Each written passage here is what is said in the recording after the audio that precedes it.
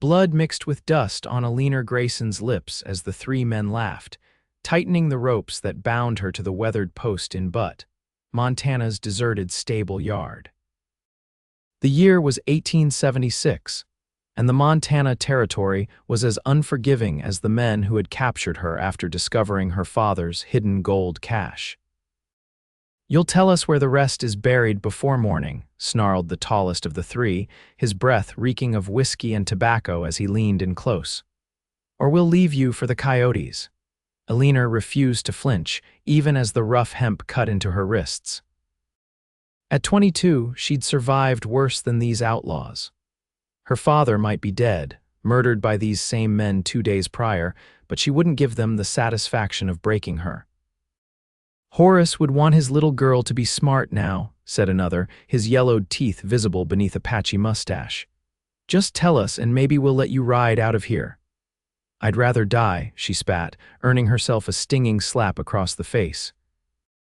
The three men retreated to the saloon across the street, leaving her alone in the gathering dusk. The small mining town of Butte had emptied for the evening, most folks gathering at the church hall for the monthly social. No one would hear her if she screamed. The air cooled as night descended, and Eleanor felt the first tendrils of genuine fear wrap around her heart. She tested the ropes again, finding no give. The post she was tied to stood firm. It had been used for breaking wild horses and wasn't about to yield to her struggles. Her head snapped up at the sound of slow, deliberate footsteps approaching from beyond the stable's open doors. The silhouette of a tall man appeared, backlit by the last rays of sunset. Eleanor could make out the distinctive shape of a cowboy hat and the outline of a gun belt. Come to gloat, too. She called out, hating the slight quaver in her voice. The figure moved closer, boots crunching on the packed earth. As he stepped into a shaft of fading light, Eleanor saw a face that was all sharp angles and shadows, with eyes the color of a summer storm. His face bore a thin scar along his jawline, and his expression was unreadable. "They tied me to the post," she said, her voice flat with exhaustion and defeat. The cowboy studied her for a long moment, then reached for the knife at his belt. "Then I'll cut you free forever," he replied, his voice deep and calm. Eleanor tensed as he approached, uncertain if this stranger represented salvation or another threat. He moved behind her, and she felt the cool metal of his blade slip between her wrists and the rope.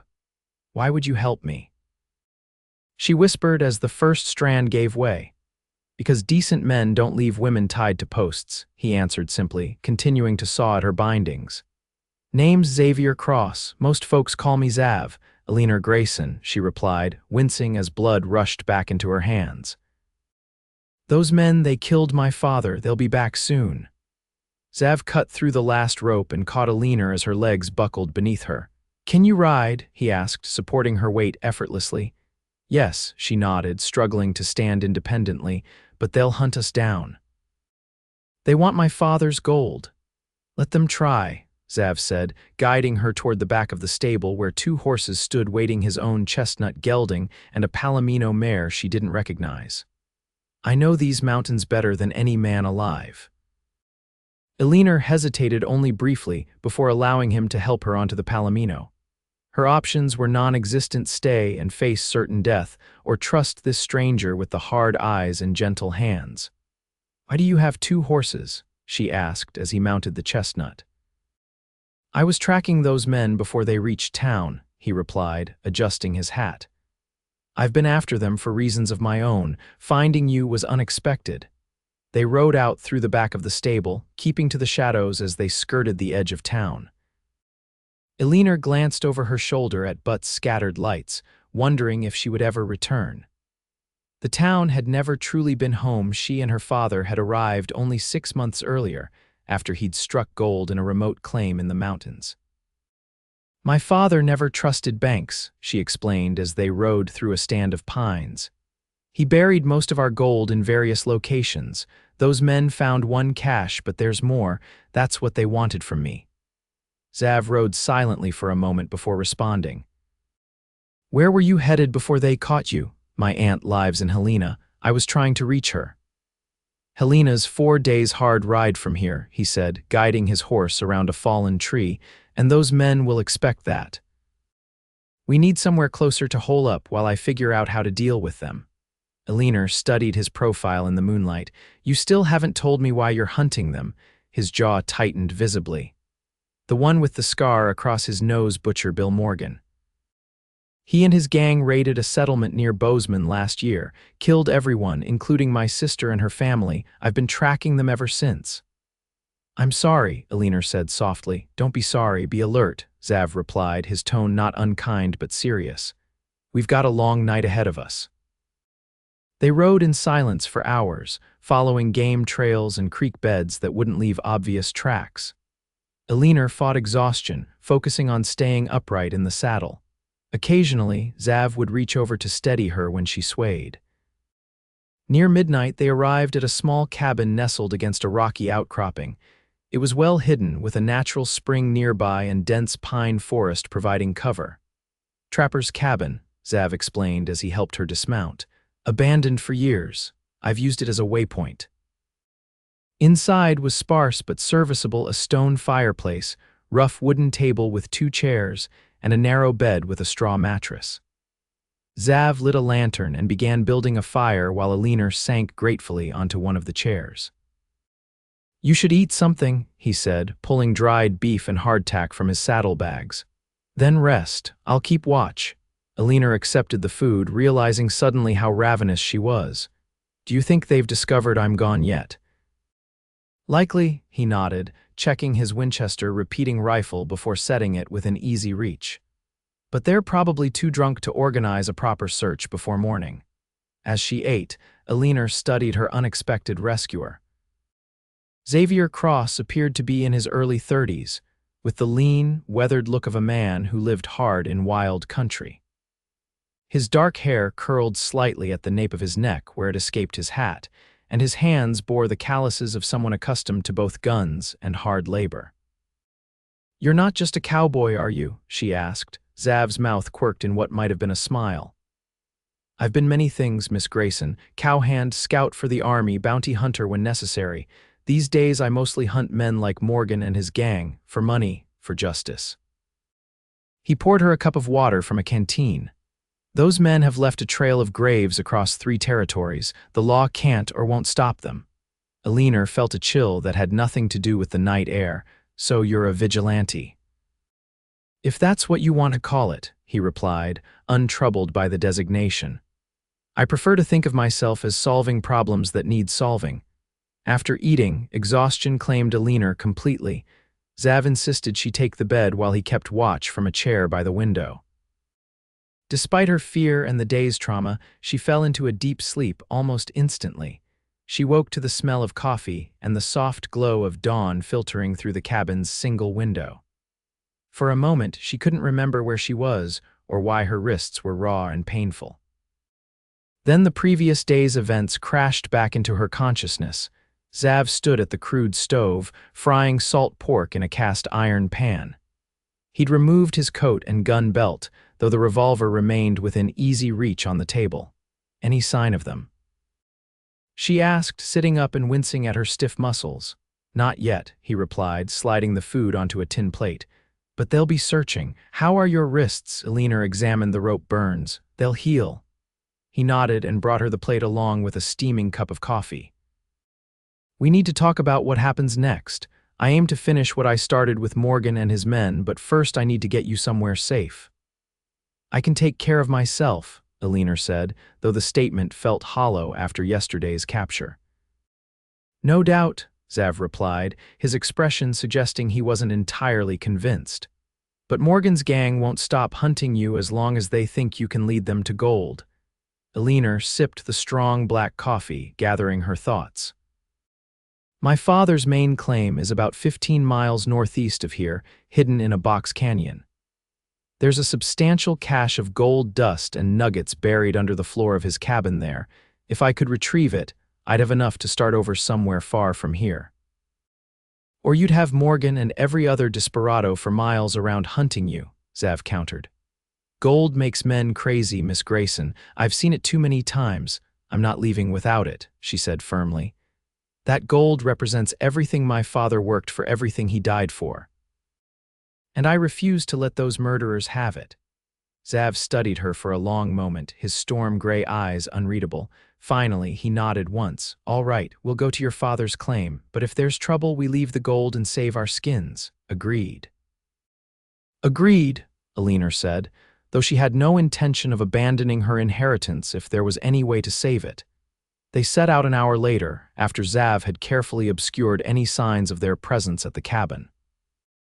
He led them on a circuitous route, frequently doubling back or taking difficult terrain that would frustrate pursuit. Tell me about your father, he said as they rode side by side through a meadow dotted with wildflowers. Eleanor smiled faintly at the memories. Thomas Grayson. He was a dreamer, always chasing the next big strike. We moved so often I stopped unpacking completely. After my mother died when I was 12, it was just the two of us following veins of silver and gold across the West. Sounds like a hard life for a young girl. It was, she admitted. But also full of adventure. He taught me to pan for gold, to read the land for signs of minerals, to survive in the wilderness. He used to say I was better than any son could have been. Xav nodded appreciatively. That explains why you're not falling apart like most society women would after what you've been through. I'm not a society woman, Eleanor said with a short laugh, though my father always promised that someday we'd strike it rich enough that I could be a proper lady if I wanted. And did you want that? She considered the question seriously. Sometimes, when we'd pass through towns and I'd see women in fine dresses attending socials and church meetings, it seemed peaceful. But then I'd remember how trapped my mother felt in that life before she married my father. They rode in companionable silence for a while, Eleanor lost in memories of her parents, Xav scanning the horizon for signs of pursuit. The day warmed as the sun climbed higher, and Eleanor found herself studying her mysterious rescuer with increasing curiosity. You mentioned a sister, she said finally. Were there others in your family? Pain flashed briefly across his features before his expression settled back into its usual reserve. Parents died of fever when I was 17. Sarah was my only sibling, younger by 5 years. She married a homesteader and moved to Montana Territory 3 years ago. I visited when I could. I'm truly sorry about what happened to them, Eleanor said softly. Xav's hands tightened on the reins. Sarah had a little boy, barely 4 years old. They didn't spare him either. The rawness in his voice made Eleanor's heart ache. She reached across the space between their horses and briefly touched his arm, a gesture of shared grief that seemed to surprise him. That's why you hunt men like Morgan, she said. It wasn't a question. Yes. By mid-afternoon, they'd reached the foothills leading to Eleanor's father's claim. Xav insisted they approach cautiously, leaving the horses concealed in a copse of aspens while they scouted on foot. Morgan might have men watching the place, he explained, checking his revolver before holstering it. They crept through the underbrush until the small cabin came into view, nestled at the base of a rocky cliff. A stream ran nearby, perfect for panning gold.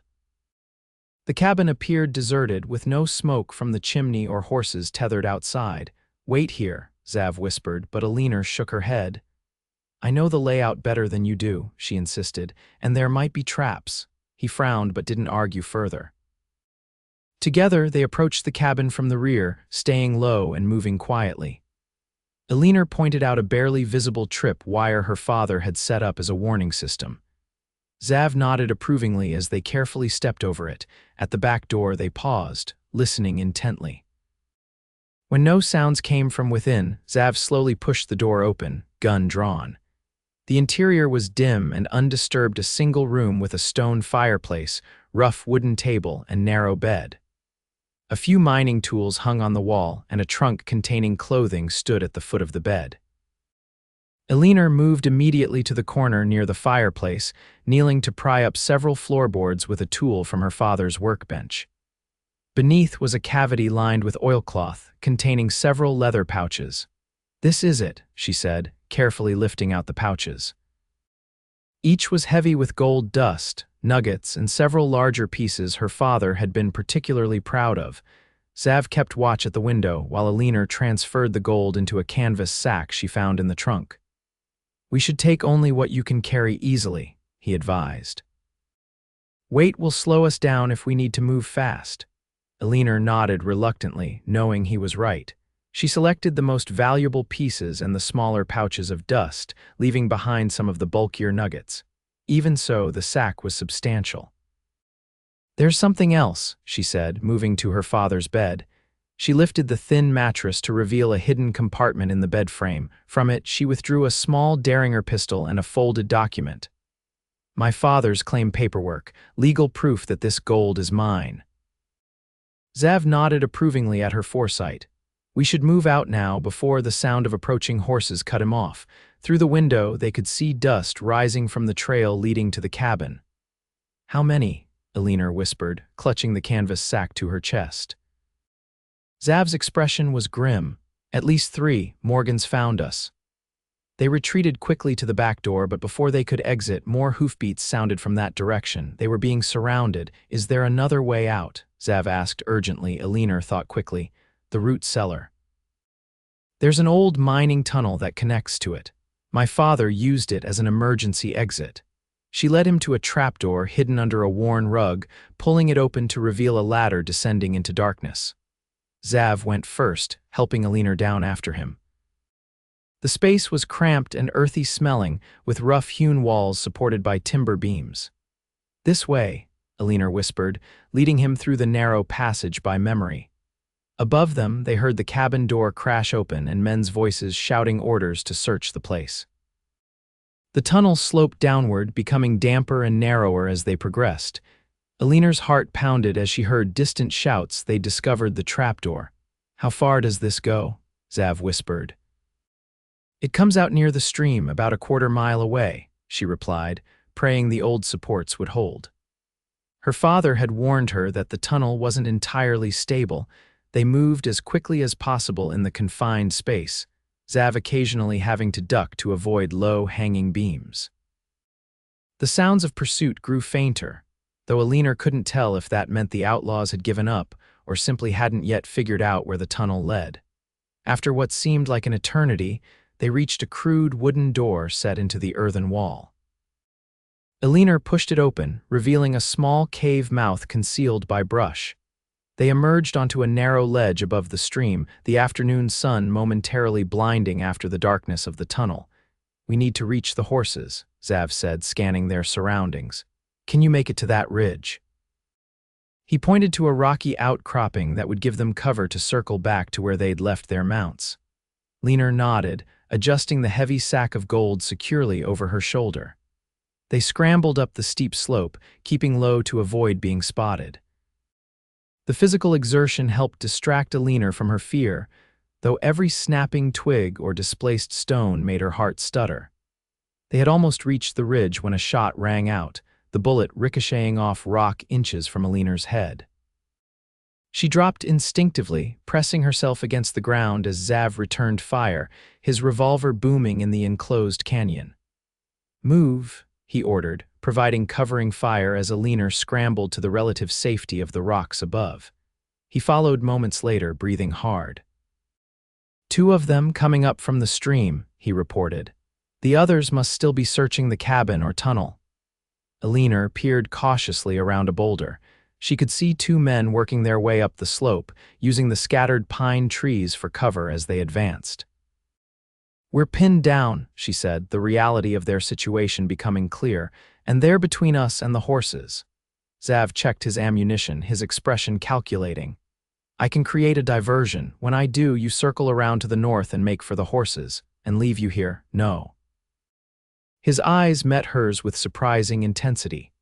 I'm not asking, Eleanor. I've been hunting these men for a year. This ends today, one way or another.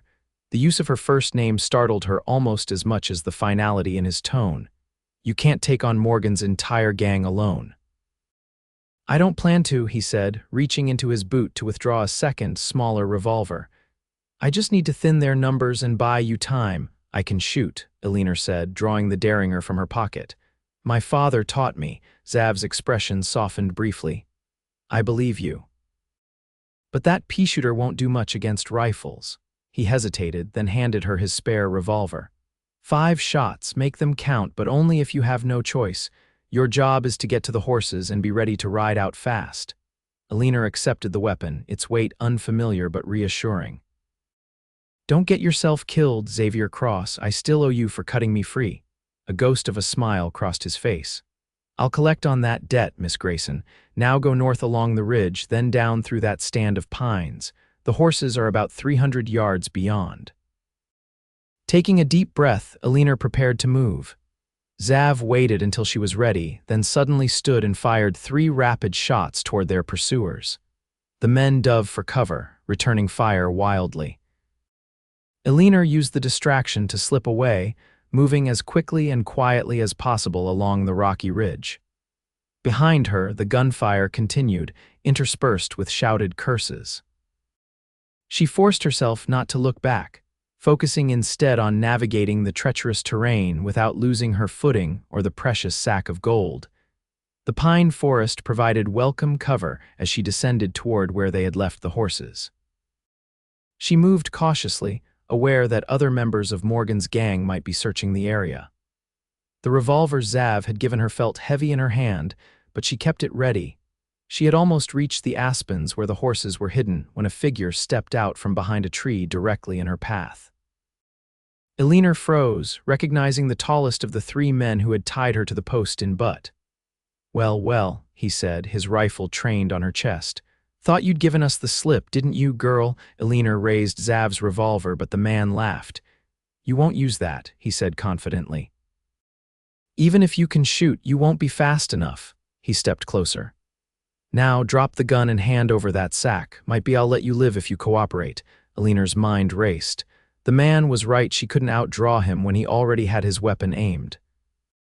But she also knew that if she surrendered, she was as good as dead once he had the gold. "I said drop it," the man barked, his patience wearing thin. "All right," Eleanor said, slowly lowering the revolver. As she bent as if to place it on the ground, she suddenly pitched forward, throwing herself into a role that her father had taught her years ago when they'd playfully wrestled in mountain meadows. The move caught the outlaw by surprise. His shot went wide as Eleanor rolled beneath the arc of his rifle. She came up on one knee and fired twice in rapid succession, just as her father had taught her. Both bullets found their mark in the man's chest. He staggered backward, shock registering on his face before he collapsed. Eleanor stood shakily, the revolver still gripped in her hand. She had never killed a man before. The reality of it made her stomach churn, but there was no time for reflection. More gunshots echoed from the direction she had left Xav, spurring her into motion again. She reached the horses, relieved to find them still tethered and unharmed.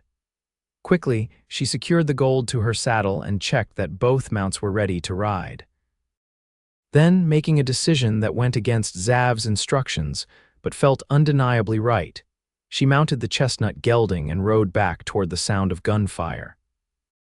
She found Xav pinned down behind a fallen log, exchanging fire with 2 men who had worked their way up to a position about 50 yards from him. One appeared to be wounded, clutching his arm as he fired awkwardly with his offhand. Eleanor brought the horse to a halt in a sheltered spot and fired the remaining 3 shots from Xav's revolver to provide covering fire. The distraction was enough for Xav to make a dash toward her position. One of the outlaws rose to get a better shot, exposing himself momentarily. Xav's bullet caught him squarely and he tumbled down the rocky slope. "I thought I told you to get to the horses," Xav said as he reached her, though there was more admiration than anger in his tone. "You did," Eleanor replied, extending her hand to help him mount behind her. "I just decided your plan needed improvement." A bullet whizzed past them, and Xav didn't waste time arguing further. He swung up behind her, and Eleanor urged the gelding into motion, heading for where the palomino waited. More shots followed them, but the distance and cover of trees made accurate aim impossible. They reached the second horse quickly. Xav dismounted and leapt onto the palomino in one fluid motion. "This way," he called, leading them on a route that would bypass the cabin and take them out of the canyon by a different trail than they had entered. They rode hard for several miles, following game trails and creek beds that would make their tracks difficult to follow. Eleanor's mind kept returning to the man she had killed, but she pushed the thoughts aside, focusing on keeping up with Xav and watching for signs of pursuit. As dusk began to fall, Xav finally slowed their pace, allowing the horses to catch their breath. They had entered a dense forest of lodgepole pines, with mountains rising to their east and rolling plains visible in the distance to the west. "We lost them," Xav said, drawing alongside Eleanor. "For now, at least, but Morgan's still out there with at least 2 of his men. They won't give up easily." "What happened back there?" Eleanor asked. "After I left, I managed to wound one before you showed up. The other must have been Butcher Bill himself. Recognized his voice. He pulled back after his man went down." Zav's expression darkened. "He's the cautious type. Probably circling around to find another angle of attack when you arrived." "I killed one of them," Eleanor said quietly. "By the horses." Xav studied her face with unexpected gentleness. "First time," she nodded. "It doesn't get easier," he said. "Nor should it, but you did what you had to do."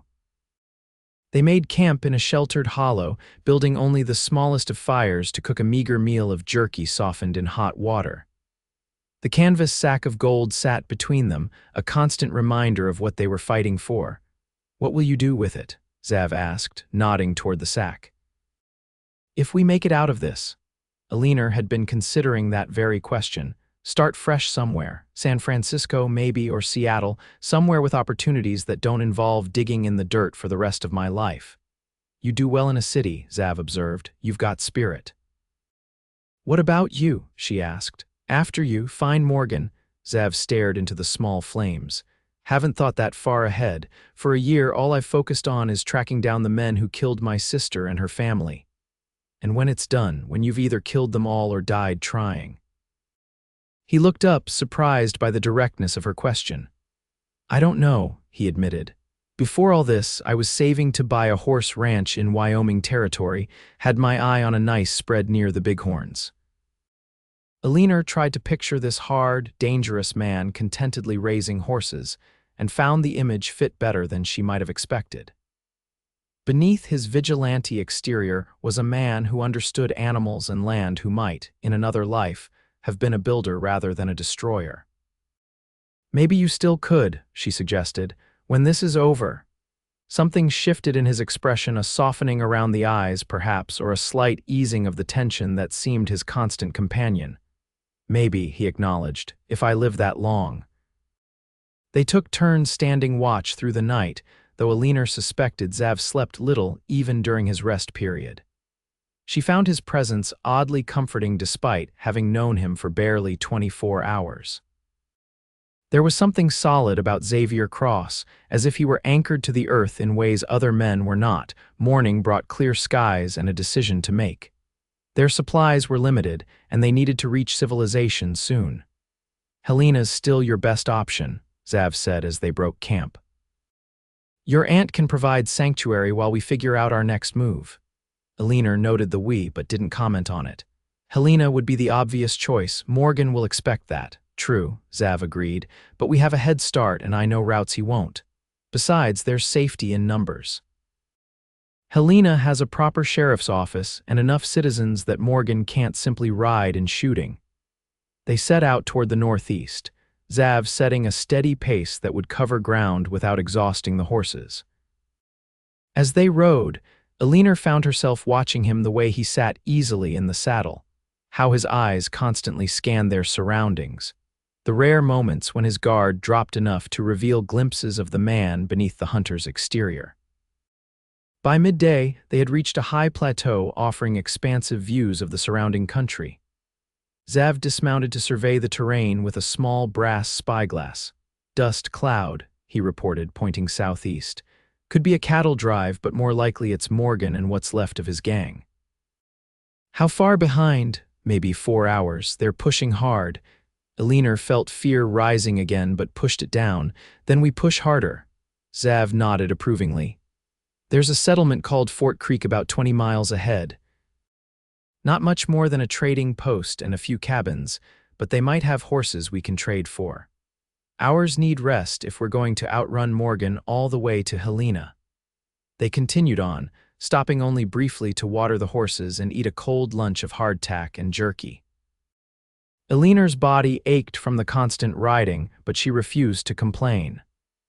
Xav seemed to sense her discomfort nonetheless, occasionally suggesting short breaks that he claimed were for the horses' benefit.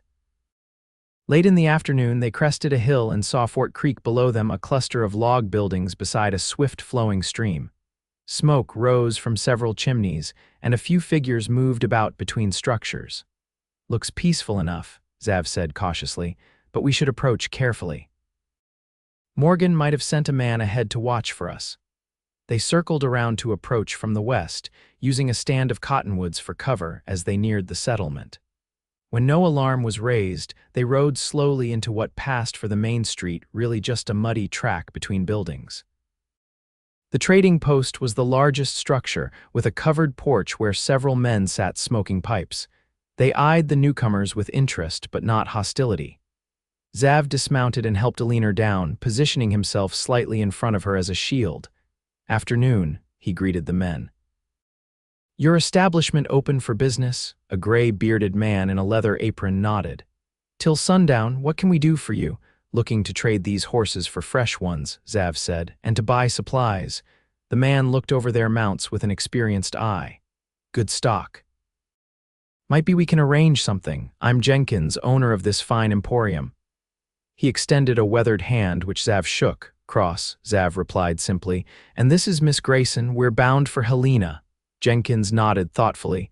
"Helena's a fair distance. You'll want provisions."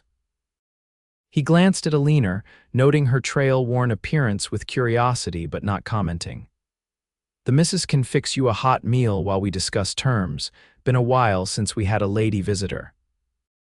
Inside the trading post, Eleanor was ushered to a back room where Jenkins' wife, a plump, friendly woman named Harriet, clucked over her dusty clothes and rope-burned wrists. She provided a basin of warm water and clean towels, then insisted Eleanor sit and rest while she prepared food. "Your husband seems protective," Harriet observed as she placed a plate of beans, cornbread, and salt pork before Eleanor. "Oh, he's not Eleanor began, then stopped herself, realizing that appearing to be a married couple might be safer. "Yes, he is, very protective." Harriet smiled knowingly. "Good men are like that. Been married to Jenkins for 30 years, and he still walks me home from church socials like I might be carried off by bandits." Eleanor ate hungrily, savoring the first hot meal she'd had in days. Through the doorway, she could see Xav and Jenkins deep in negotiation, with Xav occasionally glancing her way as if checking that she was still safe. When she'd finished eating, Eleanor rejoined the men.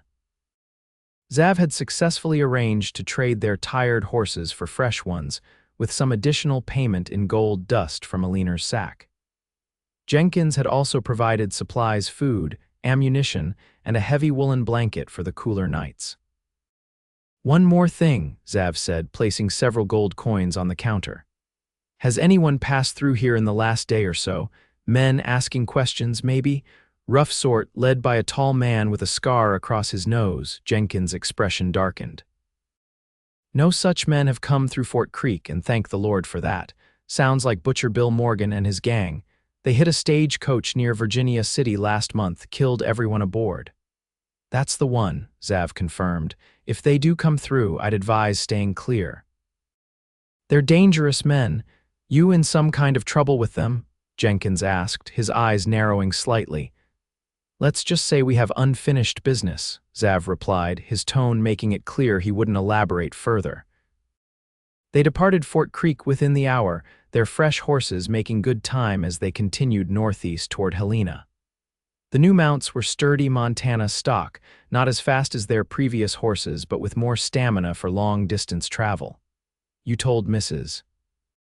Jenkins we were married," Xav said after they'd ridden several miles in companionable silence. Eleanor felt heat rise to her cheeks. "It seemed simpler than explaining the truth. Does it bother you?" A rare smile briefly transformed his stern features. "No, Miss Grayson, it doesn't bother me. Though I typically prefer to court a woman before making her my wife, even if it's only pretend." The teasing note in his voice surprised her. "Is that something you've done often? Courted women, I mean." Not for a long time, he admitted, his expression growing serious again. The life I've been leading doesn't lend itself to courtship. And before, when you were saving for that ranch, Xav was quiet for so long that Eleanor thought he might not answer. When he finally spoke, his voice had softened. There was someone once, daughter of a rancher in Colorado. We had plans, but her father didn't approve of a man with no land to his name. What happened to her? Married a banker from Denver. Last I heard, they had 3 children and a fine house on Quality Hill. He shrugged, as if dismissing the memory. Worked out for the best. I wasn't cut out for city living. Eleanor studied his profile, wondering what kind of woman he might choose now if vengeance ever released its hold on him and allowed him to consider such things again. The thought stirred unexpected feelings that she quickly pushed aside. Their circumstances were too dangerous for such musings. They made camp that night in a protected ravine, building a larger fire than before since they were now well away from Morgan's last known position. Xav demonstrated how to make a simple lean to using branches and the new blanket, insisting Eleanor take the shelter while he slept in the open. We should reach Helena by tomorrow evening if we push hard, he said as they sat by the fire after eating. Your aunt will be surprised to see you. If she's even still there, Eleanor said, suddenly realizing she had no guarantee her last living relative remained in the city. I haven't seen her in nearly 3 years. What will you tell her about all this? Xav gestured vaguely, encompassing their situation. Eleanor considered the question. The truth, I suppose, that father was killed, that I have his gold and that dangerous men are after it. She paused. And that a stranger cut me free and kept me safe when he had no obligation to do so. Xav looked uncomfortable with her gratitude. I told you decent men don't leave women tied to posts.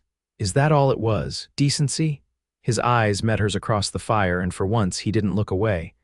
At first, he admitted, but now, I find myself concerned with more than just catching Morgan. The implication hung between them, unspoken but undeniable. Eleanor felt something shift in the air, a tension that had nothing to do with danger and everything to do with the growing awareness between them. Xav, she began, uncertain what she wanted to say but feeling the need to say something. He stood abruptly. You should get some rest. I'll take first watch. Eleanor retreated to the lean-to, wrapped in the blanket that carried his scent leather, gunpowder, and pine. She lay awake for a long time, listening to Xav's quiet movements as he tended the fire and patrolled the perimeter of their small camp. When sleep finally claimed her, her dreams were a confused tangle of pursuit, gold and gray eyes watching her with a mixture of protectiveness and longing. Morning came with a light drizzle that turned the trail muddy and obscured distant landmarks.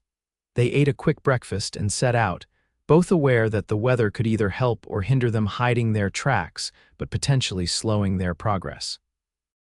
As the day wore on, the rain increased, soaking through their clothes despite Xav's oilskin coat, which he had insisted Eleanor wear. They spoke little, focused on navigating the increasingly treacherous terrain as they approached the mountains that guarded the approach to Helena. It was mid-afternoon when disaster struck. Eleanor's horse stepped into a hidden sinkhole, stumbling badly and throwing her forward across its neck. Though she managed to stay mounted, the horse came up lame, hobbling painfully on its right foreleg. Xav dismounted immediately to examine the injury. Sprained, not broken, he diagnosed, but he won't carry weight for a few days at least. Eleanor dismounted, patting the horse's neck soothingly. What now? We can't both ride yours, not at the pace we need. Xav surveyed their surroundings, rain dripping from the brim of his hat as he considered their options. There's an old line shack about 2 miles ahead, used by cattle outfits during the summer drives. We'll hole up there until morning, then decide. Leading the injured horse, they set off on foot, Xav scanning constantly for any sign of pursuit. The line shack proved to be little more than a one-room cabin with a sagging roof, but it was dry inside and contained a crude stone fireplace. It's not much, Xav said as he worked to start a fire with the small supply of relatively dry wood stacked in one corner. But it beats being out in this weather. Eleanor removed the sack of gold from the injured horse's saddle, placing it carefully in a corner of the cabin. Despite their predicament, she couldn't help but feel a measure of relief at being out of the relentless rain. "You're shivering," Xav observed, the fire finally catching. "Come get warm." She moved closer to the growing flames, suddenly acutely aware of how wet and cold she was. Her dress clung to her body and her hair hung in sodden tangles around her face. "You need dry clothes," Xav said, rummaging through their supplies. He pulled out a spare shirt from his saddlebags and handed it to her. "It's not much, but it's dry. I'll step outside while you change." Before Eleanor could respond, he had ducked through the door, leaving her alone in the small cabin. She changed quickly, grateful for the dry fabric against her skin. Zav's shirt hung nearly to her knees, the sleeves extending well past her hands until she rolled them up. The garment carried his scent, and she found herself drawing comfort from it as she spread her dress near the fire to dry. "Decent," she called when she was ready. Zav re-entered, rain streaming from his hat and coat. His eyes widened slightly at the sight of her in his shirt, but he made no comment as he removed his wet outer garments. "Storm's getting worse," he reported, hanging his coat near the fire. "Might be a blessing. Even Morgan won't be able to track us in this." Eleanor sat on a rough wooden bench near the fire, trying to untangle her wet hair with her fingers. Zav watched her struggles for a moment, then reached into his pocket and withdrew a small bone comb. "Here," he said, offering it to her. "My sister always said wet hair tangles worse if you don't comb it right away." The simple gesture and the rare mention of his sister that wasn't directly connected to vengeance touched Eleanor deeply. "Thank you," she said softly, accepting the comb. As she worked the tangles from her hair, Zav busied himself checking their supplies and tending to the horses, which he had brought into the lean to attach to the cabin for shelter. When he finally settled near the fire, Eleanor had managed to restore some order to her appearance. "How's your horse?" she asked. "Resting, the legs swollen but not as badly as I feared. Still, he won't be ready to ride tomorrow." Eleanor nodded, accepting the inevitable. "So we're delayed another day at least." "Afraid so." Zav stared into the fire, his expression troubled. "Morgan will use the time to gain ground, even with the weather slowing him down." "Do you think he knows we're headed for Helena?" "Likely. It's the logical destination. He'll have men watching the main approaches to the city." Zav rubbed his jaw thoughtfully. "We might need to change plans, circle around, and come in from an unexpected direction." They lapsed into silence, the crackling of the fire and the drumming of rain on the roof the only sounds. Outside, the light was fading as evening approached, though it was difficult to tell through the storm-darkened windows. "We should eat," Zav said eventually, pulling out their food supplies. The meal was simple, more jerky, hardtack, and the last of the beans Jenkins' wife had packed for them, but hot and filling. As they ate, Eleanor found herself studying Zav openly for the first time. In the firelight, his features seemed less harsh, the lines of fatigue and determination softened. She noticed things she hadn't before: a small scar at his temple, half hidden by his hair, the slight crookedness of his nose that suggested it had been broken at least once, the surprising length of his eyelashes. "Why are you staring at me, Miss Grayson?" he asked without looking up from his plate. Eleanor didn't bother denying it. "I'm trying to figure you out, Mr. Cross." "Not much to figure," he replied with a shrug. "What you see is what you get." "I don't believe that," she said. "The man who spent a year hunting killers for vengeance isn't the same man who carries his sister's comb and gives up his shirt without hesitation." Zav finally met her gaze, something like surprise in his gray eyes. "They're not different men, just different parts of the same one." "And which part will remain when your vengeance is complete?" Eleanor pressed, drawn by some impulse she didn't fully understand to push past his carefully maintained reserve. He set down his plate, his expression unreadable. "I don't know," he admitted. "There was a time when I knew exactly who I was and what I wanted. Now." He shook his head. "Now I'm not sure there will be anything left when Morgan's in the ground." The raw honesty of his answer caught Eleanor off guard. She reached across the space between them, placing her hand over his. "There will be," she said with quiet certainty. "I've seen it." Xav looked down at their hands, then slowly turned his palm upward to clasp her fingers. The simple contact sent warmth through Eleanor that had nothing to do with the nearby fire. "You have remarkable faith, Eleanor Grayson," he said softly. "Not faith," she corrected. "Observation. You could have left me behind a dozen times when it would have been easier or safer. You could have taken my gold when I was sleeping. You could have used me as bait to draw out Morgan. But you didn't." Zav's thumb traced a small circle on the back of her hand. "Perhaps I'm just biding my time," he suggested, though the teasing lilt in his voice belied the words. "Perhaps," Eleanor agreed, smiling slightly. "Or perhaps Xavier Cross is a better man than he believes himself to be." Something shifted in his expression, a softening, a vulnerability that he quickly masked. He released her hand and stood, moving to check the window. "Storm's not letting up," he reported, his back to her. "We should get some rest. I'll take first watch." Eleanor recognized his retreat for what it was: not rejection, but self-protection. In just a few days, she had begun to understand this complex man in ways that surprised her. He was comfortable with danger, with physical hardship, even with the prospect of his own death. But emotional vulnerability terrified him. "All right," she agreed, not pushing further. "Wake me when it's my turn." She settled into the corner farthest from the door, wrapping herself in the blanket they'd purchased from Jenkins. Despite the hard floor and the uncertainty of their situation, Eleanor felt oddly at peace. Whatever happened tomorrow or the day after, tonight they were safe from both the storm and their pursuers. She was nearly asleep when Xav spoke again, his voice so quiet she almost missed it. "Thank you," he said simply. Eleanor didn't ask what he was thanking her for. She suspected he might not be able to articulate it himself. Instead, she smiled in the darkness and let sleep claim her. When Xav woke her for her watch, the storm had passed, leaving a hushed stillness outside. He looked exhausted, but insisted he'd wake again at the first sign of trouble. Eleanor took up her position by the window, watching the moonlight create silver patterns on the wet ground outside while Xav slept.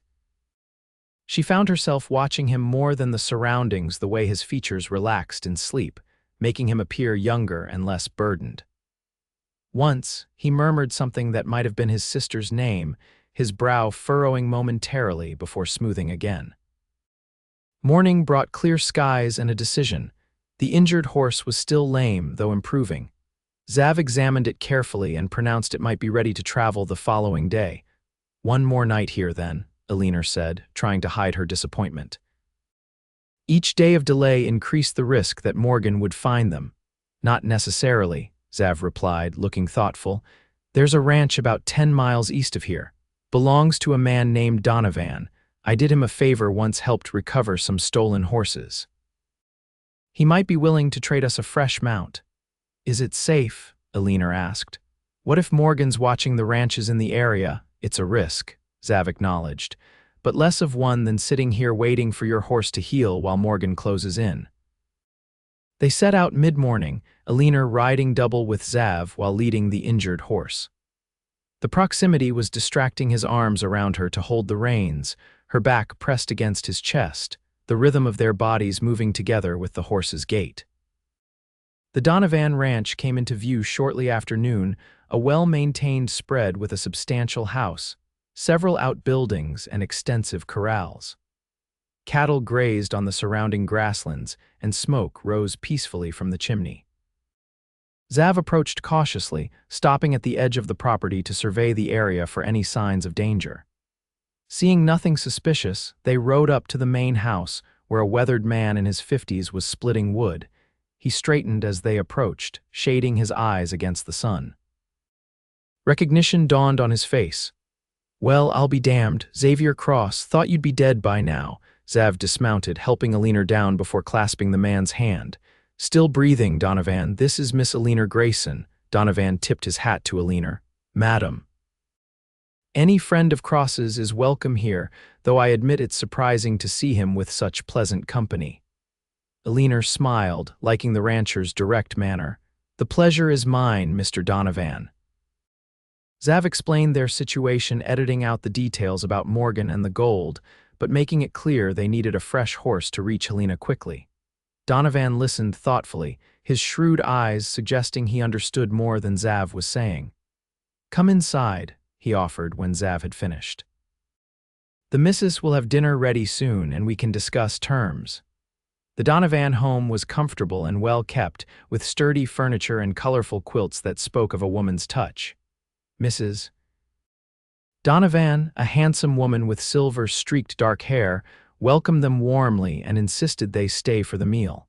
Over a hearty dinner of roast beef and potatoes, Donovan studied his guests with interest. "You didn't say what's chasing you, Cross, but I reckon it's serious if you're pushing this hard for Helena." Xav hesitated, then apparently decided honesty was necessary. "Butcher Bill Morgan and what's left of his gang. They've got a score to settle with both of us." Donovan whistled low. "That's bad business. Morgan's been terrorizing the territory for 2 years now. They say he killed a whole family near Bozeman last year. Terrible business." Xav's jaw tightened. "My sister's family," understanding dawned on Donovan's weathered face. "So that's the way of it." "You've been hunting him?" "Yes."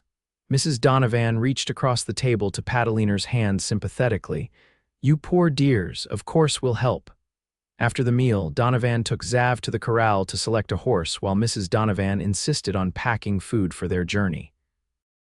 Eleanor helped her in the kitchen, grateful for the brief respite from travel and the chance to speak with another woman. "How long have you known Mr. Cross?" Mrs. Donovan asked as she wrapped bread and cheese in oilcloth. "Just a few days," Eleanor admitted. "He helped me out of a difficult situation." The older woman nodded knowingly. "He's a good man at heart despite the hard shell. James told me how Cross tracked down our stolen horses when the sheriff wouldn't bother, refused payment too." "That sounds like him," Eleanor said, smiling slightly. Mrs. Donovan studied her with motherly perception. "You care for him already." It wasn't a question, and Eleanor didn't bother denying it. "Is it that obvious?" "Only to another woman," Mrs. Donovan assured her, "and I see the way he watches you when he thinks no one's looking. Like a man who's found water after crossing a desert." Eleanor felt heat rise to her cheeks. "His mind is focused on catching Morgan. I doubt there's room for anything else." "Perhaps," the older woman said thoughtfully. "Or perhaps what he needs most is a reason to live after his vengeance is satisfied." She pressed a small package into Eleanor's hands. "Some dried apple tarts, my specialty, the way to a man's heart and all that." Eleanor laughed despite herself. "I'll keep that in mind." When Xav and Donovan returned, they had selected a sturdy bay mare as their new mount. Donovan had agreed to keep the injured horse until they could return for it, an arrangement that suggested more optimism about their future than Xav usually expressed. "One more thing," Donovan said as they prepared to depart. "Word came yesterday that the new railroad spur to Helena is operational. There's a station about 15 miles northeast of here. If you can reach it by tomorrow morning, you could be in Helena by tomorrow night."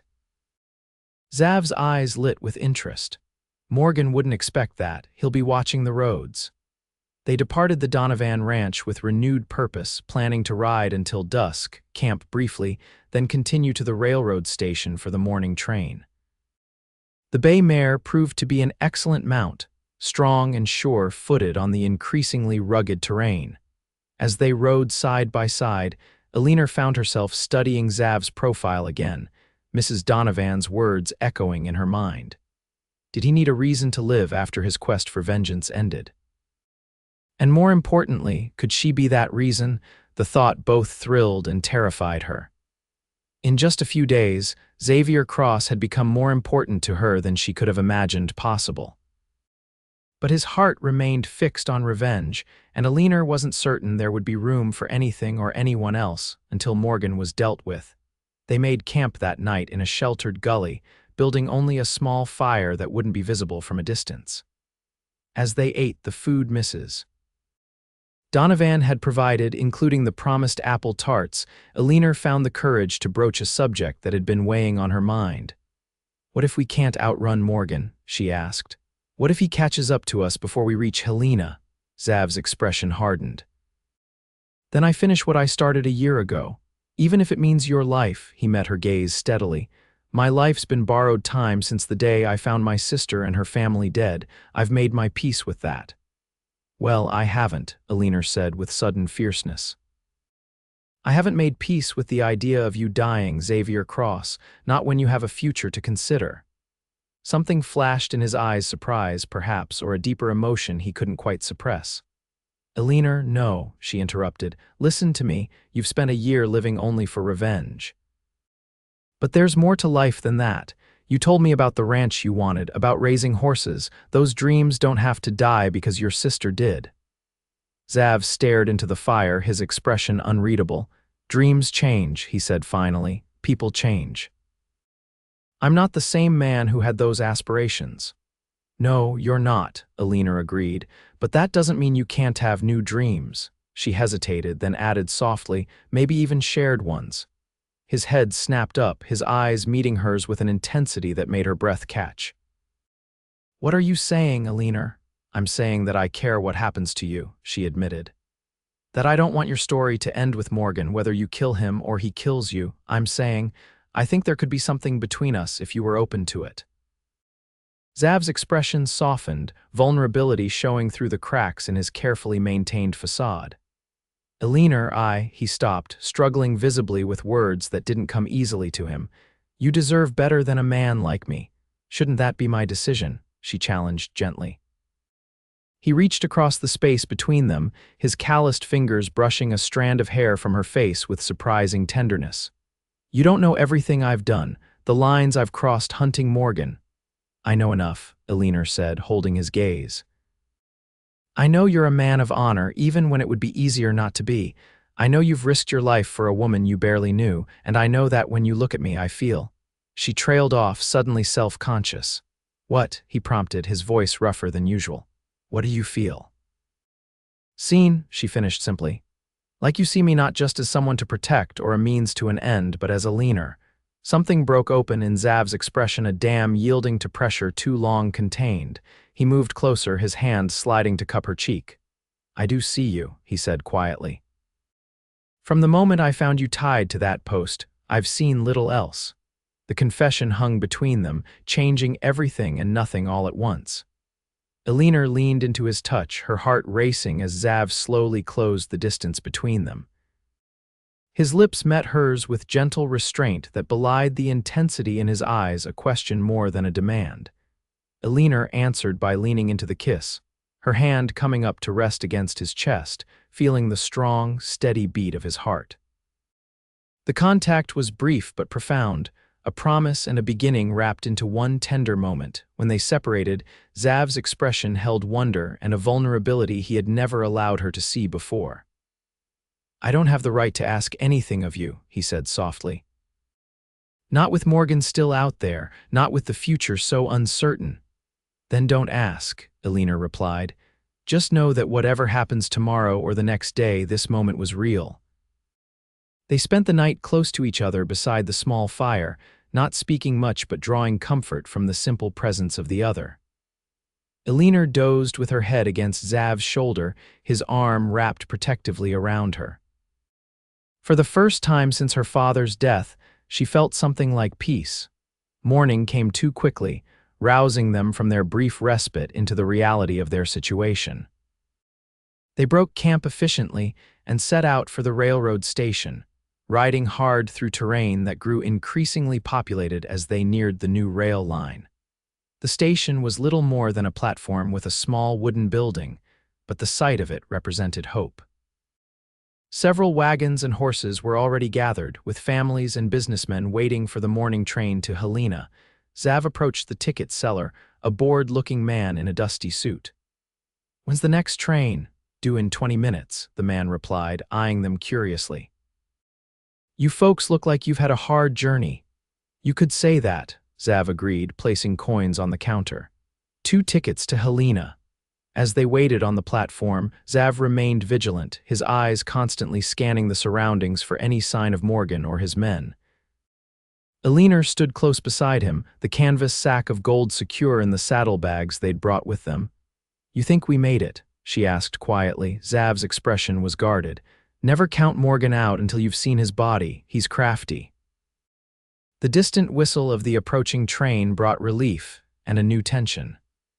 They would be relatively safe once aboard, but the platform offered little protection if Morgan appeared now. As the train came into view, rounding a bend in the newly laid tracks, a commotion erupted at the far end of the platform. 3 riders appeared, pushing their lathered horses hard toward the station. Xav recognized them instantly. "Morgan," he said grimly, drawing Eleanor behind him. "Get ready to board as soon as the train stops. Don't look back no matter what happens." "I'm not leaving without you," she protested. "Yes, you are," he said firmly. "I need to know you're safe." The train began to slow, brakes squealing as it approached the platform. Morgan and his men were close enough now that Eleanor could see the distinctive scar across the leader's nose. They had spotted Xav and were drawing their weapons. "Cross," Morgan shouted over the noise of the train. "I've waited a long time for this." Passengers were already disembarking from the front cars, creating confusion on the platform. Xav used the chaos to hustle Eleanor toward one of the rear cars, keeping himself between her and Morgan's men. "Board now," he ordered as they reached the steps. "I'll be right behind you." Eleanor clutched his arm. "Promise me." The intensity in his eyes matched her own. "I promise." She climbed aboard, looking back to see Xav positioning himself near the door, his revolver drawn but held close to his side to avoid panicking the other passengers. Morgan and his men had dismounted and were pushing through the crowd, their intentions clear. The train conductor called for all aboard, and Eleanor felt a surge of panic. "Xav," she called out the door. He backed toward the train, still facing Morgan. "It ends today, Bill," he called out. "One way or another." Morgan raised his pistol, but before he could fire, Xav lunged for the train, which had begun to move. He caught the railing and swung aboard as a bullet splintered the wood where he had stood a moment before. More shots rang out, sending passengers screaming for cover. Xav pulled Eleanor down below window level as bullets shattered glass overhead. "They'll try to board at the next stop," he said grimly, checking to ensure she hadn't been hit. "We need to be ready." The train picked up speed, leaving Morgan and his men behind on the platform, but Eleanor knew their reprieve was temporary. The next station was less than an hour away. "What's the plan?" she asked, her voice steadier than she felt. Xav's expression was determined. "We get off before the next station. There's a water stop about 10 miles ahead where the train slows but doesn't fully stop. We can jump then." "And then what?" "Helena's only 20 miles from there. We can make it on foot if necessary." It was a desperate plan, but Eleanor nodded her agreement. They moved through the train to the rear platform, avoiding the curious stares of other passengers who had heard the gunfire at the station. When the water stop came into view, Xav prepared Eleanor for the jump. "Roll when you hit the ground," he instructed. "It will be moving fast, but not too fast to survive if you're careful." The train began to slow as it approached the water tower. When the speed had decreased enough, Xav looked into Eleanor's eyes. "Ready?" she nodded, gripping the sack of gold tightly. "Together." "Together," he agreed, taking her hand. They jumped simultaneously, hitting the ground hard and rolling as Xav had instructed. Eleanor felt the breath knocked from her lungs, but nothing seemed broken. Xav was on his feet immediately, helping her up and pulling her into the cover of nearby trees. "You all right?" he asked, checking her for injuries. "I'm fine," she assured him, brushing dirt from her clothes. "What now?" Xav oriented himself, pointing toward a range of hills to the northeast. "Helena's beyond those hills. We stay off the roads and travel cross-country. Morgan will expect us to continue by train." They set off on foot, moving quickly but carefully through terrain that grew increasingly rugged. Eleanor's dress was torn and dirty, her boots worn from days of hard travel, but she pushed on without complaint. Beside her, Xav maintained a punishing pace, his determination never flagging. As the sun began to set, they reached a vantage point that offered their first glimpse of Helena in the distance, a substantial city nestled in a valley, its buildings and streets spreading out below them. "We made it," Eleanor breathed, hardly daring to believe they had outrun Morgan. "Almost," Xav cautioned. "We still need to reach your aunt's house without being seen." They descended toward the city as darkness fell, using the cover of night to approach from an unexpected direction. Eleanor tried to remember the location of her aunt's home from her last visit years before a substantial house on the western edge of town. She recalled. The streets were relatively quiet as they entered Helena, most businesses closed for the night, and only a few saloons and hotels showing lights. Xav kept them to side streets and alleys, avoiding the main thoroughfares where they might be spotted. There, Eleanor whispered finally, pointing to a two-story home set back from the street, surrounded by a neat garden. Lights glowed in the downstairs windows, suggesting someone was home.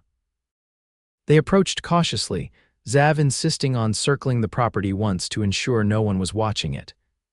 When he was satisfied, they made their way to the front door. Eleanor knocked, her heart pounding with anxiety and hope. After a moment, the door opened to reveal a woman in her 50s, her hair styled in a neat gray bun, her expression shifting from polite inquiry to shock. "Eleanor, is it really you, Aunt Martha?" Eleanor said, relief flooding through her. "Yes, it's me." Martha Grayson pulled her niece into a fierce embrace before drawing back to examine her. "Good heavens, child, what's happened to you? You look as though you've been dragged behind a wagon for miles." Her gaze shifted to Xav, standing protectively behind Eleanor. "And who is this gentleman?" "This is Xavier Cross," Eleanor explained. "He saved my life, Aunt Martha. May we come in? It's a long story and not one best told on your doorstep." Martha ushered them inside, her expression concerned as she took in their trail-worn appearance and the wariness in Xav's stance. In the well-appointed parlor, she insisted they sit while she brought refreshments, though Xav remained standing, positioning himself near the window where he could watch the street.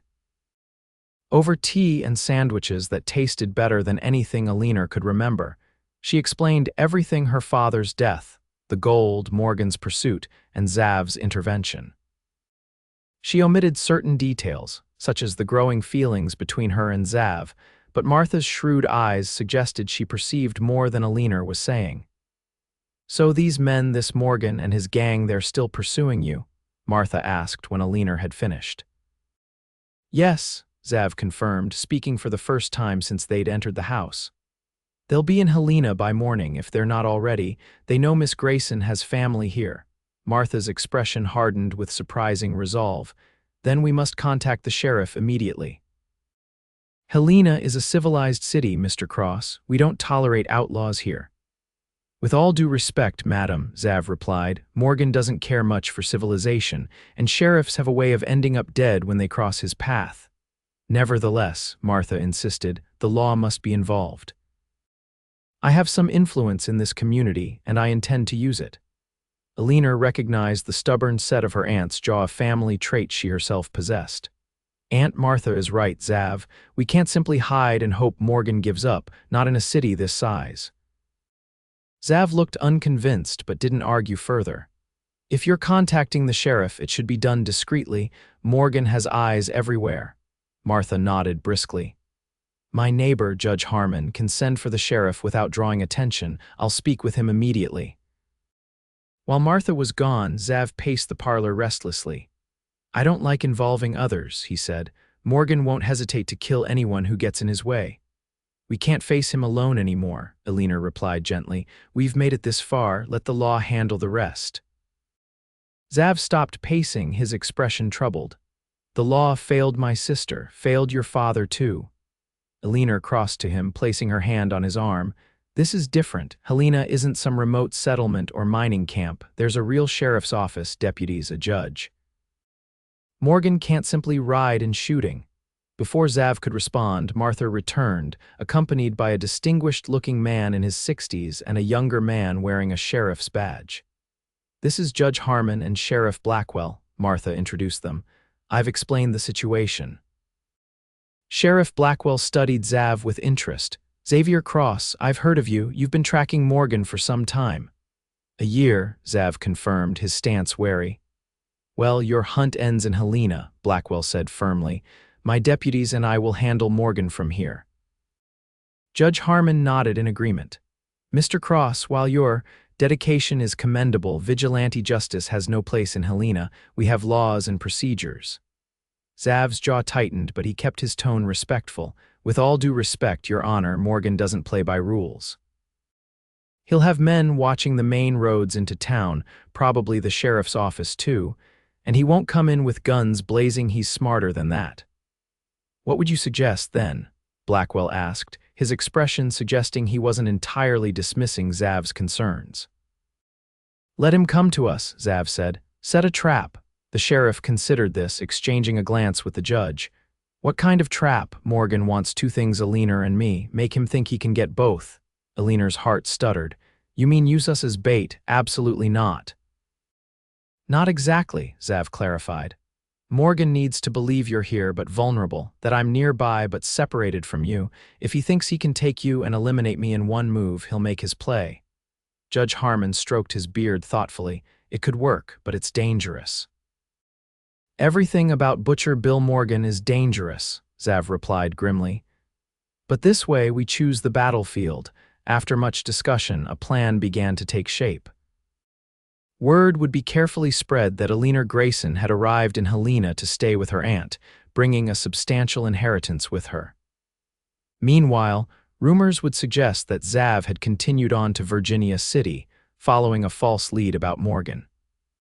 Sheriff Blackwell would position deputies around Martha's house, while others would patrol the city discreetly, watching for Morgan or his men. The trap would be baited, the stage set. It's risky, Blackwell acknowledged when they had finalized the details. But if Morgan's as predictable as Mr. Cross suggests, he'll make his move within a day or two. As the men prepared to leave, Martha insisted that Zav stay at her home rather than a hotel. You'll be safer here, she said firmly, and I have plenty of room. Alone in the guest bedroom later that night, Eleanor sat on the edge of the comfortable bed, hardly able to believe she was finally somewhere safe. She had bathed and changed into a nightgown and robe borrowed from her aunt, her own clothes too dirty and torn to salvage. The canvas sack of gold sat on a chair nearby, a constant reminder of everything that had happened. A soft knock at the door drew her attention. Come in, she called, expecting her aunt. Instead, Zav entered, looking strangely out of place in the feminine surroundings. He had also bathed and changed into clean clothes provided by Judge Harmon, a white shirt and dark trousers that gave him an almost respectable appearance, though nothing could quite tame the dangerous edge that defined him. I wanted to check on you, he said, remaining near the door. Make sure you're all right, Eleanor smiled, touched by his concern. I'm fine. Better than fine, actually. Clean clothes and a real bed feel like unimaginable luxuries right now. Zav nodded, his eyes taking in the comfortable room. Your aunt has been very kind. She likes you, Eleanor said, remembering how Martha had studied Zav over dinner, her initial wariness giving way to cautious approval. Though she thinks you're too thin and need feeding up. A brief smile lightened Zav's features. She reminds me of my mother, same directness. Eleanor patted the space beside her on the bed, an invitation Zav hesitated before accepting. He sat carefully, maintaining a proper distance between them despite the intimacy they had shared on the trail. What happens after? Eleanor asked quietly. After Morgan, I mean. Zav was silent for a long moment. I've been thinking about that, he admitted finally. About what you said regarding new dreams. Hope fluttered in Eleanor's chest, and I think, he paused, seeming to search for words. I think I'd like to see if that ranch in Wyoming is still available, the one I told you about. Eleanor's heart quickened. That sounds like a good plan. It would need a woman's touch, he continued, his voice carefully neutral though his eyes held a question. Someone who's not afraid of hard work and wide open spaces, someone who knows her own mind. Someone who might enjoy raising horses and building something that lasts, Eleanor suggested, her voice barely above a whisper. Zav's hand found hers, his calloused fingers entwining with her smaller ones. Yes, exactly that. The moment stretched between them, full of unspoken possibilities. Eleanor knew that nothing was certain. Morgan still posed a deadly threat, and the future remained unwritten. But for the first time since her father's death, she allowed herself to imagine a path forward that included not just survival, but happiness. We should get some rest, Zav said finally, though he made no move to release her hand. Tomorrow will be challenging. Eleanor nodded, reluctantly accepting the wisdom of his words.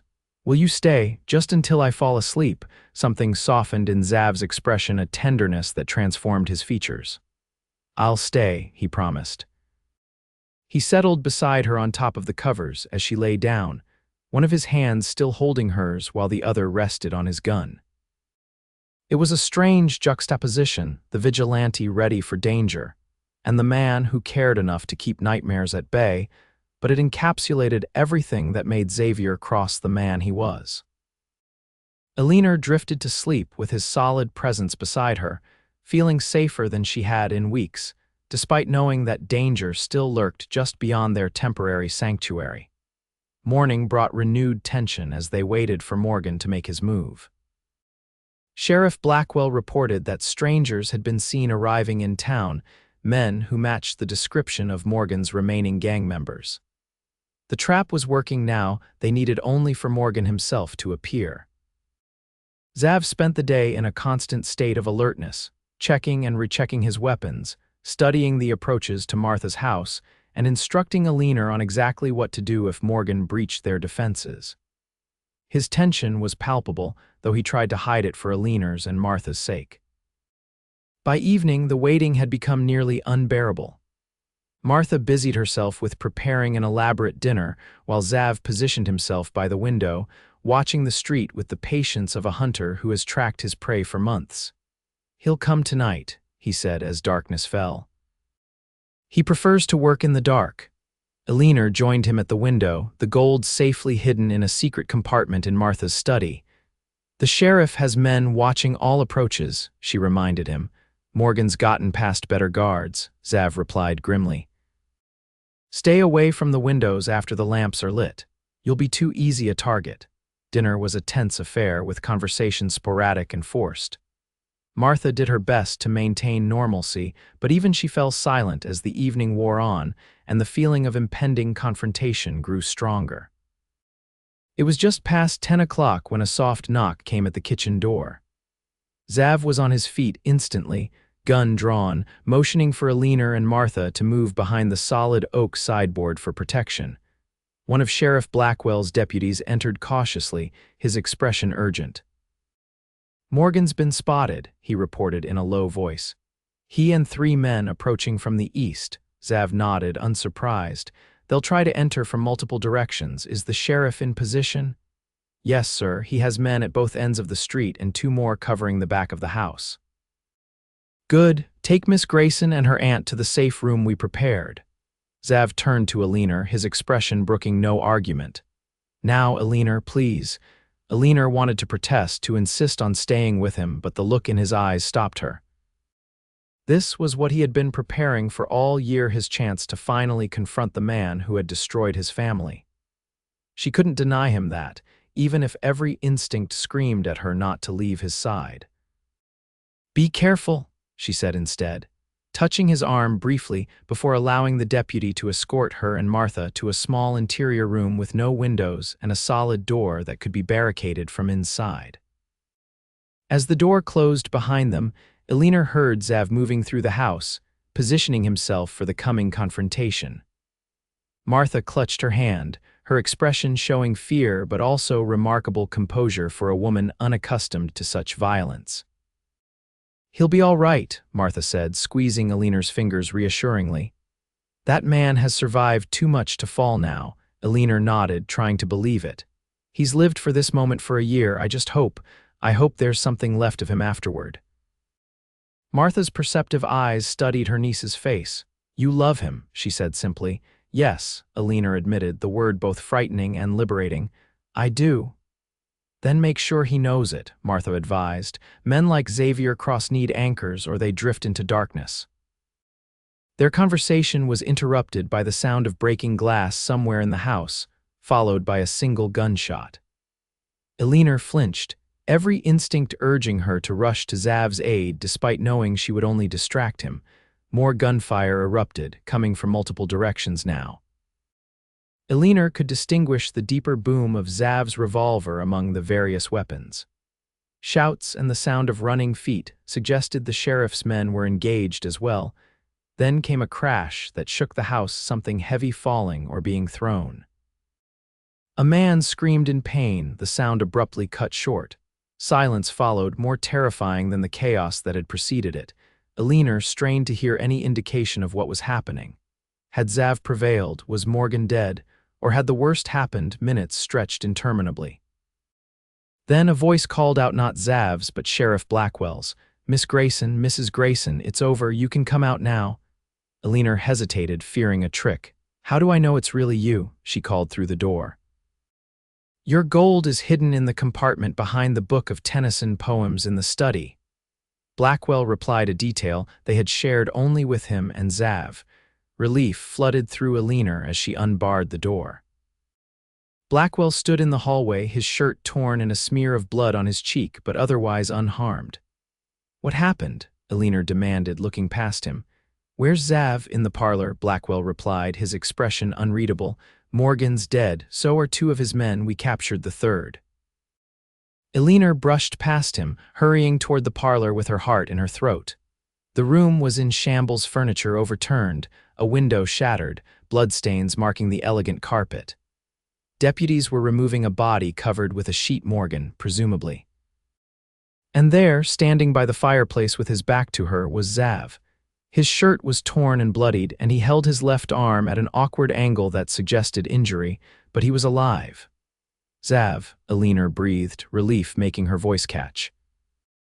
He turned slowly, his expression haunted yet somehow lightened, as if a great weight had been lifted from his shoulders. "It's over," he said simply.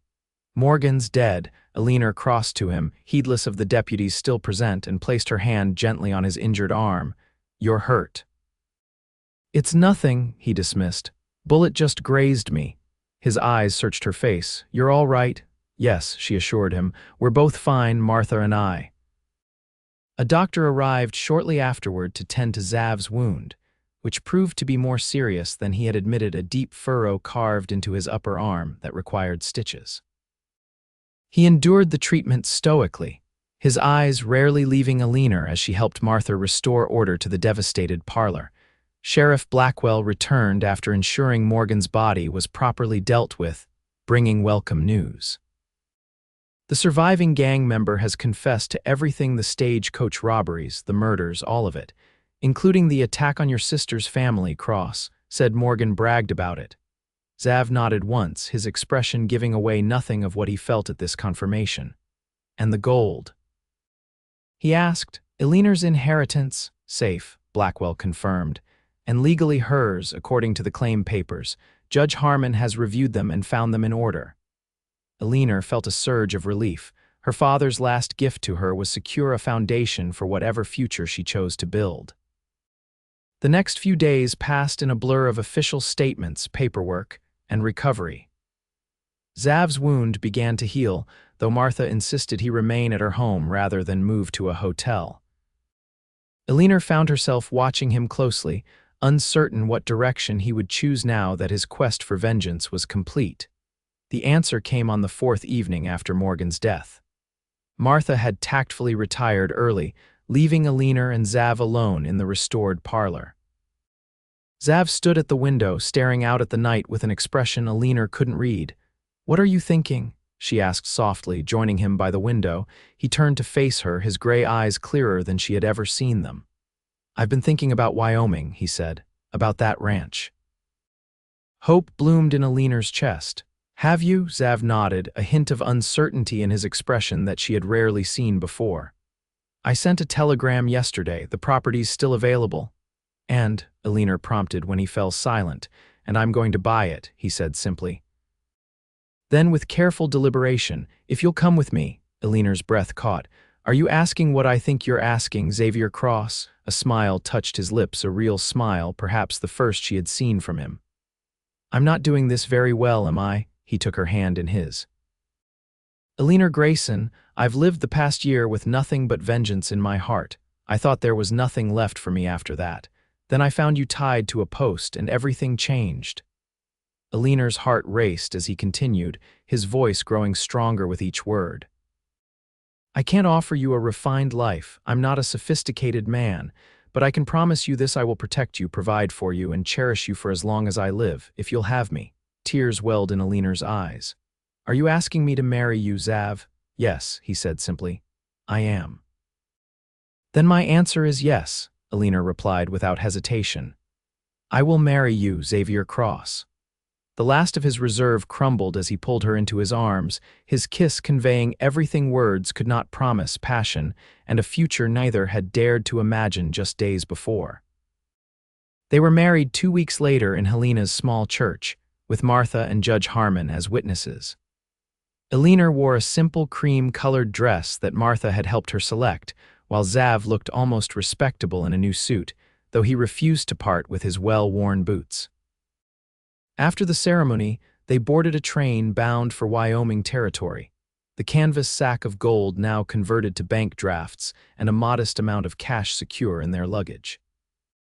Martha had promised to visit once they were settled, though she had declined their invitation to join them permanently, preferring her established life in Helena.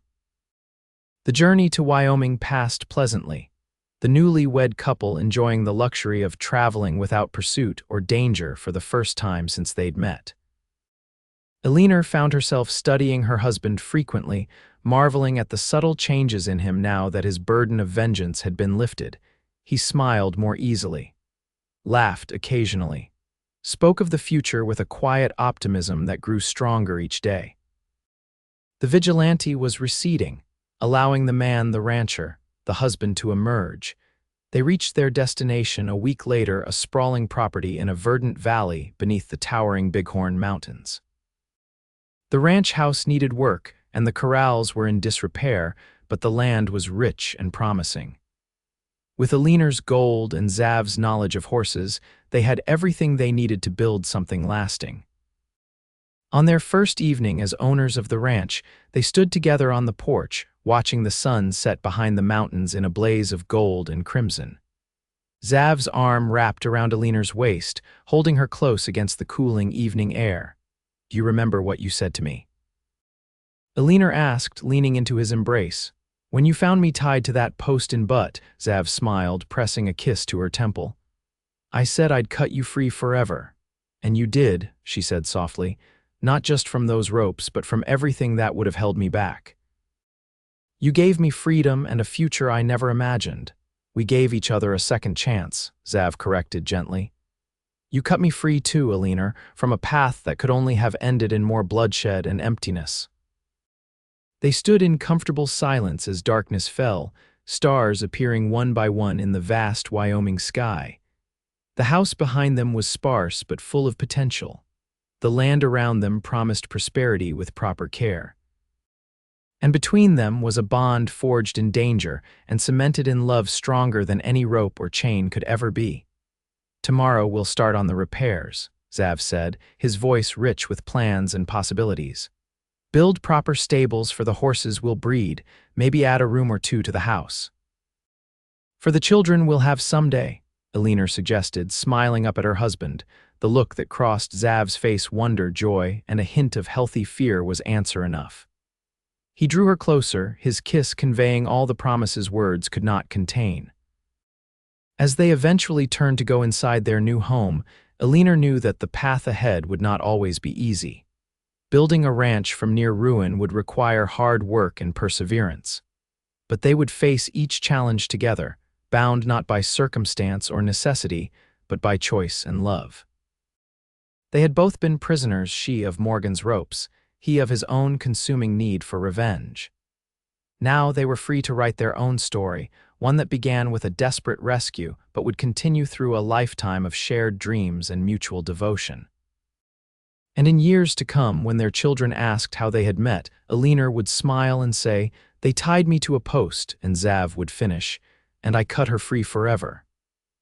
It wasn't the entire story, not by far, but it was the beginning of everything that mattered.